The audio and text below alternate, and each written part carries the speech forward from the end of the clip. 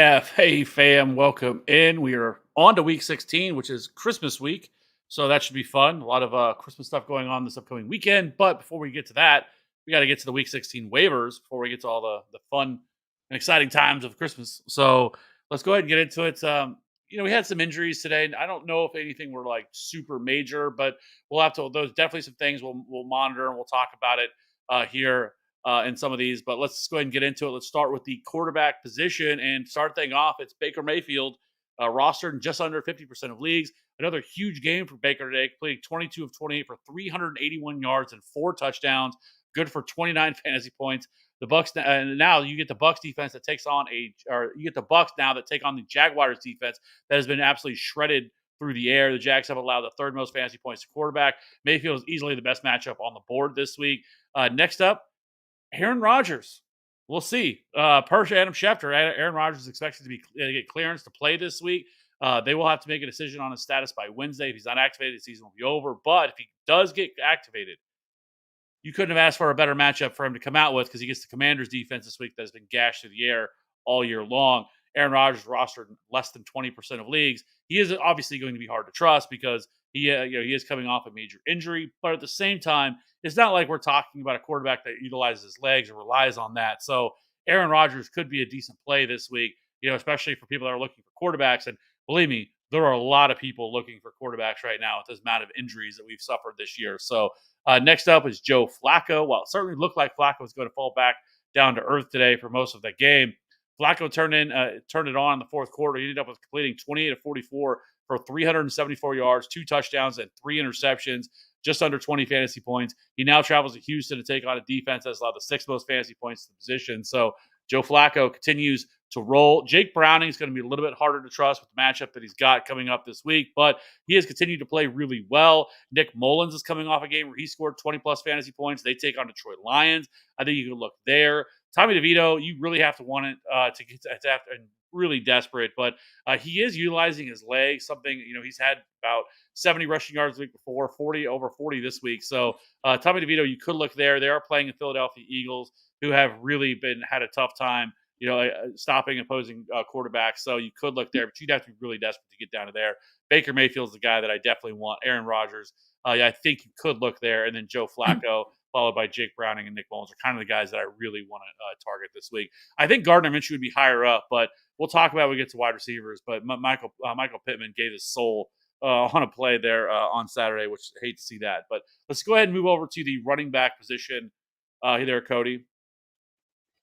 Yeah, so there's some interesting options here. None that I feel like are like must ads or like crucial ads, but I did just want to start off with Ty Chandler and the Chiefs running backs. I'm sure in most competitive leagues, none of these running backs are available, but Ty Chandler was rostered in less than 50% of ESPN leagues, and both of the Chiefs running backs, Clyde Edwards-Helaire and Jerick McKinnon, were rostered in less than 40% of ESPN leagues. So for whatever reason, if they're out there, Ty Chandler is obviously the one to go ahead and grab, and then we obviously have to wait and see what happens with Pacheco, because then that would obviously crush Clyde Edwards-Helaire. McKinnon could hold on to some of his value, but Clyde Edwards-Helaire, 17 opportunities today to just for 7 for McKinnon. Luckily for those of you who started McKinnon, got there with a passing touchdown and a receiving touchdown. But I did just want to start off with those two running backs. Chase Brown is going to make this list. Looked really good. It doesn't seem like that production is sustainable. He's kind of getting there like a 50-yard screen pass every week. But, starting to show some pop. He has more pop than Mixon, obviously, at this point. I do think he has some standalone value. He would be the top running back I would add here out of this list of the ones that are most likely most available. And obviously, if anything were to happen to Joe Mixon, Chase Brown would become a potential league-winning running back. Roschon Johnson going to be on the list today. He was by far the most productive and efficient running back for Chicago. Put up 60 total yards on just 9 touches. He saw 6 targets, with Khalil Herbert being the only other running back to see a target. He only had 1. But it's really hard to trust here. We've kind of seen this backfield go up and down and back and forth. They did say a couple weeks ago that they're going to go with a hot hand approach. So it is possible we see Johnson get the first crack in week 16, and he is going to be going up against Arizona, which is certainly a plus matchup. So he's a really interesting option. He's just a little bit harder to trust for me. Then some others, just some like more handcuff type running backs that I definitely want to roster if they're sitting out there. Rico Dowdle, Kenny Gainwell, some of the handcuff plus guys are, basically guys who have some standalone value that you can definitely look at. Tyjae Spears, he actually only played one fewer snap than Derrick Henry, but Derrick Henry had the higher target share today. Not necessarily sure that's sustainable on Derrick Henry's end, but Tyjae Spears should definitely be rostered. The Buffalo running backs, we're starting to see them get heavily involved here. Definitely thinner plays with both of them, with both Ty Johnson and Latavius Murray. You kind of need a touchdown from both of them to kind of feel good about starting any of them. But if you're in a deeper league and you're kind of hurting at the running back position, you could definitely do worse in terms of like a dart throw type of play with how much usage they've been getting over the past couple of weeks. Dearness Johnson kind of seems like he's the guy now behind Travis Etienne for the past couple of weeks. We did see Bigsby get at least one touch earlier in this game tonight. And then just like the pure handcuff guys, Elijah Mitchell, Jordan Mason is starting to creep up to this list. I've kind of been holding on to Eli Mitchell here as being like the guy, but for not registering a bunch of touches, Elijah Mitchell has missed a lot of time so far this year. So Jordan Mason, if he's sitting out there, I think you could consider grabbing him and picking him up. Chase Edmonds is the guy behind Rashad White, the Atlanta running backs. I mean, you have Arthur Smith. Just when we thought we could trust him, pulls the rug out from underneath us. We saw Tyler Algier get a bunch of run, Cordell Patterson getting some usage as well. So again, that's more of a deep league play only, especially for Cordero Patterson. Royce Freeman is the guy to own behind Kyron Williams. Got a little dicey there after Williams on that first fumble. We had basically an entire drive with Royce Freeman until Kyron Williams snuck out that 1 yard touchdown earlier in the game, but he was back there. And then just some kind of like watch list, injury list type guys. Zamir White was the clear lead running back, but it does seem like we're getting Josh Jacobs back this week. So don't have to chase that. The Colts running backs, don't really know what to do here. Zach Moss, the X-rays were negative on his hand, on his arm, and we also might be getting Jonathan Taylor back. But if for whatever reason both of those running backs are out, Trey Sermon and Tyler Goodson did look good going up against the Steelers. Trey Sermon outsnapped and outtouched Tyler Goodson, but both of them looked okay. We had Ty Montgomery get the boot in New England, so Kevin Harris was the guy behind Zeke today. So it kind of looks like he would be the next in line for touches. And I threw Isaiah Spiller on here. Had 16 of the 26 running back carries for the Chargers. I kind of just threw him on here in the off chance that we get Austin Eckler to kind of like just sit out the rest of the year with that team having nothing to play for. But that's really thin. Kind of just want to throw him on here for folks that are in 14, 16 team leagues, something like that. Definitely really thin. Nothing I am excited about, especially with the state in the situation of that Chargers offense. But Isaiah Spiller was the guy to get the most carries in that backfield for whatever that's worth. Yeah, so let's move over to wide receivers. First off, you have talked about Curtis Samuel had himself another solid day. I'm really surprised he's only rostered in 37% of leagues, but so I wanted to talk about him. He had another solid day, catching 5 of 9 targets for 41 yards and 2 touchdowns for 21 fantasy points today. We did see Jacoby Brissett take over for Sam Howell in this one. And really, Jacoby Brissett actually played really well. I mean, he got a spark to this offense. He actually made Terry McLaurin relevant for once. That really this year. Hate to see that because for a lot of people, he's pretty much killed you. But either way, Samuel now has double-digit fantasy points in 3 straight games. He does have a tougher matchup against the Jets in Week 16, but from the slot, I still think you can trust Curtis Samuel, especially in PPR format. So next up, you have Noah Brown. It's surprising to see Noah Brown drop 10% in ownership over the last couple of days. So he is a little bit more widely available. And if people dropped him, I think they're kicking themselves because he held an 8 of 11 for 82 yards and a score in a win against the Titans. Stroud should return next week against the Browns. I would expect that he should be able to clear concussion protocol, after this week. And then also, I think there's a pretty good shot. I think you would see Nico Collins also return. But regardless, Noah Brown is still in a really good spot. We've seen him, really explode with CJ Stroud as well. So Noah Brown is easily probably one of the top waiver ads for me at wide receiver. I can make a case he's the number one guy I would like to have.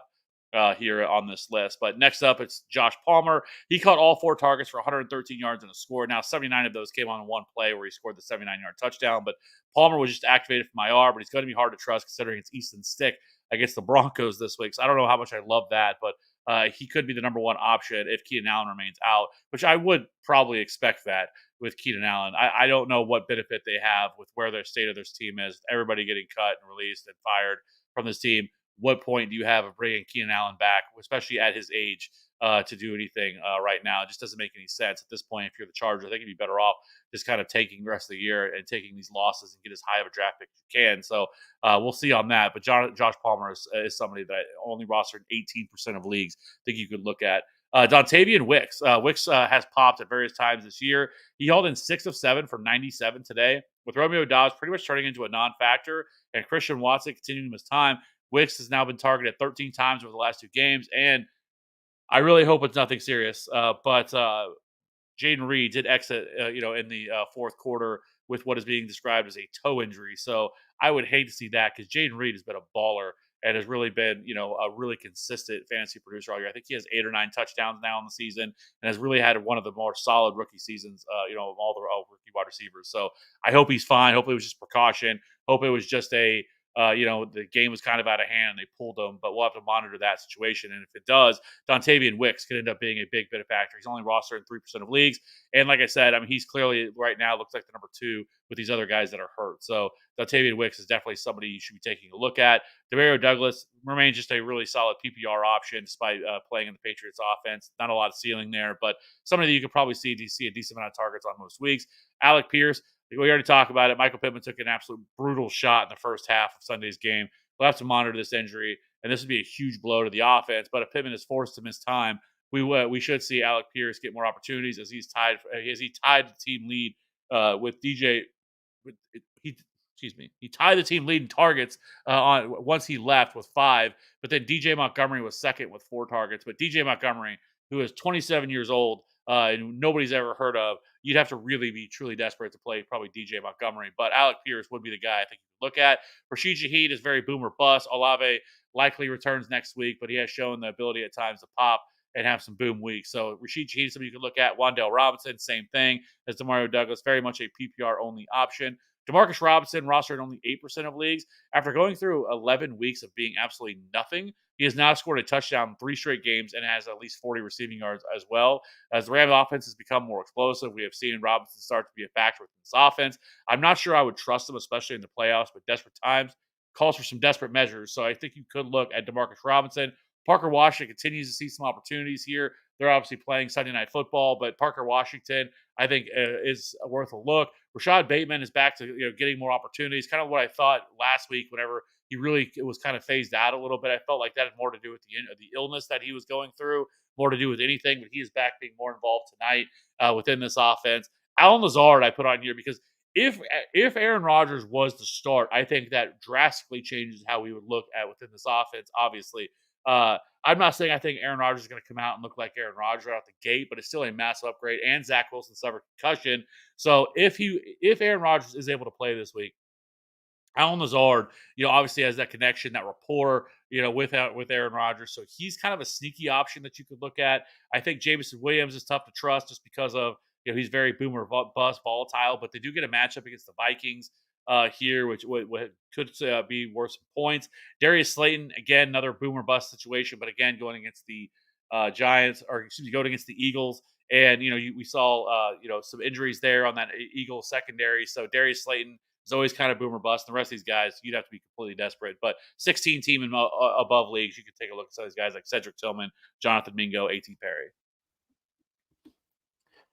Go and wrap it up with the tight end streams for week 16. It's kind of gross. A bunch of boom bust options here. Nothing that I feel great about, but leading the list off is going to be K. Dotton.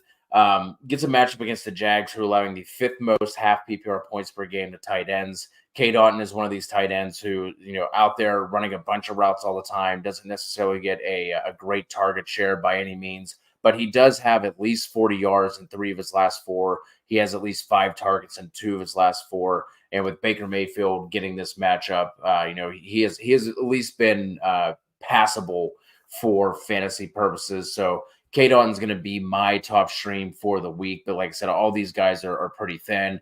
Up next, Tucker Craft. Again, another another one of these tight ends who have the floor of 0, but they're out there running a bunch of routes. He had himself a really nice day today, going for 57 yards and a score. And Kev, like you were talking about some of the injuries, if that were to happen, yes, it sucks, but it would obviously open things up for Tucker Craft a little bit. So he's up there. Hunter Henry, we have to monitor his injury status, but he's going to get a matchup against the Broncos, who are allowing the most half PPR points per game. Logan Thomas, I think, gets some more looks this week going up against the Jets, but this game does not project to be super sexy from a fantasy standpoint. And then last one here is going to be Chigo Okonkwo. Had an okay day if you played him in full PPR scoring, going 3 for 36, but the key thing to watch here with Okonkwo, if you're planning on potentially playing him, is the status of Josh Wiley. If he's able to return from injury, Chig loses his streaming appeal, unfortunately, because he tends to lose out on snaps to Josh Wiley. So, little gross at tight end, especially compared to what we had last week. But sometimes that is the way that the cookie crumbles. And shout out to Ian, the GOAT, the 101, the man, the myth, the legend. Yeah, Dallas game ruined me. I think it ruined a lot of people. I mean, a lot of people. Yeah. Whether it's best ball, whether it's seasonal leagues. I mean, just that offense was absolutely dreadful today against the Bills. I mean, they couldn't get anything going. I mean, it took all the way until the late in the fourth quarter, complete garbage time as they left everybody in, and they went out and finally got a touchdown from him and CeeDee Lamb. It was brutal. I mean, nobody did really anything with that offense. So everybody riding high for so long with Dak Prescott, and then finally come crashing down. So hate to see that, because that's like the stone cold worst, right? Like, you probably felt pretty good about yourself, especially with that game. That game environment was one of the highest totals on the weekend, and then it just completely fell apart there. So, I mean, with Dak and everything else, so that is brutal. I hate to see that there at the end. But hey, play some DFS or something, or there's some best ball stuff that you could probably do. I mean, there's all kinds of stuff there, TN, that you could wet your whistle with for some fantasy football to end the year. So that's the only thing I enjoy about fantasy football or about DFS. I don't have to worry about that. I can move on to the next week, and it's I don't I'm not saddled with that. But hopefully TN, and then we'll definitely be doing. I know we haven't talked about it yet. We haven't mentioned it, but we'll definitely be doing we'll probably do the fantasy playoff again, the fantasy playoff challenge that we do every year during the actual NFL playoffs. Where we do that challenge every year Oh, yeah. through NFL.com. It's always a lot of fun. People seem to enjoy it. So we'll definitely put out more on that. So we'll definitely be doing that again this year. So TN, we appreciate you, and hate to see that you got booted from the playoffs after Yeah. bullshit game from the Cowboys. Dude, 15 pass attempts for Josh Allen is wild. Yeah, I mean, all the way around. I mean, outside of really James Cook was the only player from that game that was really relevant. I mean, everybody else did absolutely nothing. I mean, I guess the Bills defense, but other than that, I mean, it was really nothing. It was really James Cook or bust. I guess CeeDee Lamb was fine. CeeDee Lamb, I think, got 19 because that late score he got, but Yeah. that was about it. So, and then our favorites, Para over here. Well, guys, looks like pretty good for me after the first week. I'm going to be up around 100 points. So unless something crazy happens next week, I'll be going to the championship round. Let's Oh, yeah. go. Absolutely love to America's hear that. team. Yep. We've been following it here for, I don't know, about a month now, and we Yeah. love it. So, DD, do I start Dak or stream? I mean, I'm not going to put that much weight into what just happened in that game. That was, I think that was a little more of a one-off, and they get the Dolphins this week, which I think is a Yeah. better matchup. The Dolphins defense can be had, and I just think it does. I will say Dallas has not played as well on the road as they do at home. That's been a problem. This game is on the road as well against Miami. Another 3:25 game. I have to obviously always monitor the weather, especially anything in Miami, but I do expect probably a pretty strong bounce back for Dallas, though. I don't think that's going to happen again. It's just, I mean, Buffalo is playing like a completely desperate team right now, right? They have to continue to win to get in because of how they started the year. So they just came in and smacked him in the mouth. I don't expect that again. So I probably would end up playing Dak. I'm not going to back off now because he had his one bad game. I mean, Dak has pretty much carried so many people on their back to this point. So if you're able to survive this week, and hopefully that's where, honestly, like where having that first round bye is so huge. right? Like, because you don't have to worry about these things that would have happened today. You can sit back and like dodge the bullet here, right? So Yeah, I have a guillotine league that I'm almost 100% getting chopped unless AJ Brown goes out and just puts up like a 40 burger. But Dak Prescott in that lineup, Barkley in that lineup, Bijan Robinson in that lineup, just shit the bed. But yeah, I'm with you. I think Dak is in a bounce back spot. 808 rocking with us. It's nice to see that we're finally getting some people in here from Twitter. 808 Agnew with the 65-yard touchdown. Most people wouldn't care about that, but I do in DFS because uh, Agnew was less than 5% owned, and he was $200. So Wow. we're cooking now, boys. There you I go. have a lot of him. We'll have nightmares that begin with "Here we go." The old Dak Prescott. That's fantastic. Yeah, yeah. Waking Interesting. up in a cold sweat. But Tian, can you play? Can you play DFS or anything like that, or is that just not your cup of tea? I will say also, Underdog does. I love their, especially for like the playoffs, the NFL playoffs. Again, kind of they do their own contest through it, where you go in and draft your teams and all that stuff. It's a lot of. I do enjoy that. I'll be doing some of that as well once we get closer to the NFL playoffs. And heck yeah, had a bye. So that's where it comes big. You enjoy it because you don't have to worry about this stuff and all the stuff that happened. The only thing worse though is when you're not playing and then you get some injuries and all of a sudden that kills you. So yeah, it's fantastic. It gets annoying, but at the same time, I'm like, man, it's like the new Omaha, right? Yeah. Definitely glad I started the Colts defense at Cup and Gibbs this week. Sometimes you just have to trust your gut. Absolutely. Yeah. Absolutely. And Yeah. yes, we'll play DFS. May also join a playoff league. TN2. I'll say this. Do you play Underdog? I'm just curious because, like I said, like the Underdog fantasy playoffs are awesome because I just go in and I try to you can draft a bunch of different teams and obviously try to get different variations and basically obviously the way it works. But I think it's a lot of fun to play through that and track your teams and everything. Only thing I hate is there's a couple of rule restrictions that they do that I can't stand. Other than that, I still it's still a lot of fun. Tua or Love next week? So we have Packers, Panthers, and obviously, I'm uh, going Tua. Yeah, I'm going Tua. yeah, Tua.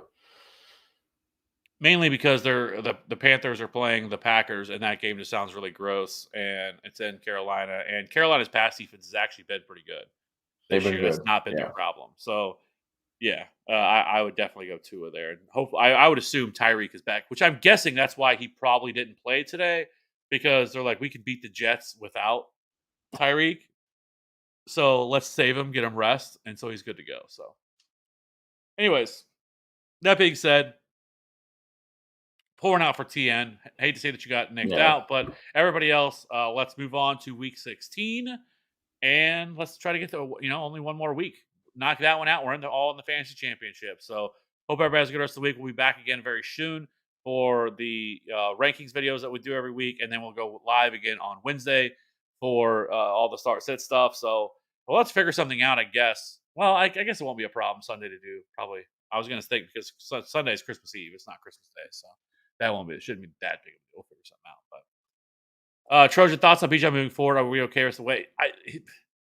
It's a roller coaster ride, right? Like only thing that I can say, and I know this isn't going to help you because you probably roster Bijan is hope that the Falcons continue to lose. So Arthur Smith's sorry ass gets put into a cannon and shot into just wherever because he is such a bad coach and everything Straight that to the he's done sun. this year has complete. There is no reason this offense should be as bad as it is with Drake London, Kyle Pitts, Bijan Robinson. Like I promise you, if you can just find a quarterback for next year, and there seems to be there's going to be some decent options for them to find that this offense could be a top 10 scoring offense. Like it has the weapons to be that.